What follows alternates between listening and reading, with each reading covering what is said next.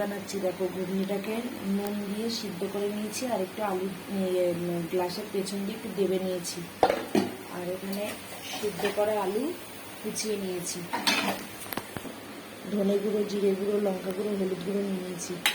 এখানে আদা, লঙ্কা, টমেটো বেটে নিয়েছি, জিরে, পেঁয়াজ আর লঙ্কা, তেজপাতা ভেজে নিয়েছি।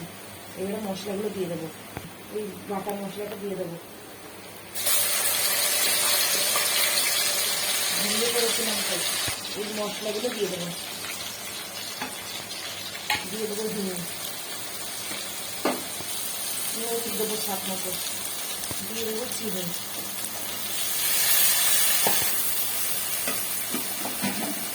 সিদ্ধ করে রাখা আলুগুলো দিয়ে দেবো,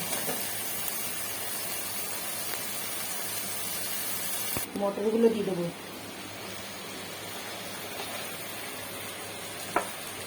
বন্ধুরা এরকম একটু গ্লাসের পেছন দিয়ে দেবে দেবে, খেতে ভালো লাগবে,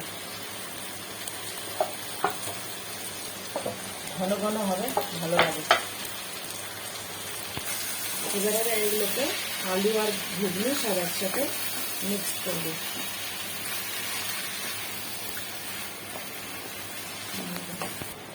এই জলটা রাখি বন্ধুরা, এই দেখো ঘুগনি যে সিদ্ধ করেছি সেই জলটা দিয়ে দেবো।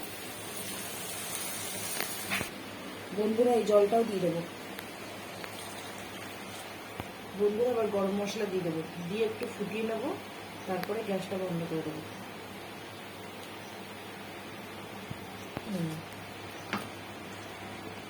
বন্ধুরা এরকম আমার ঘুগনি রেডি।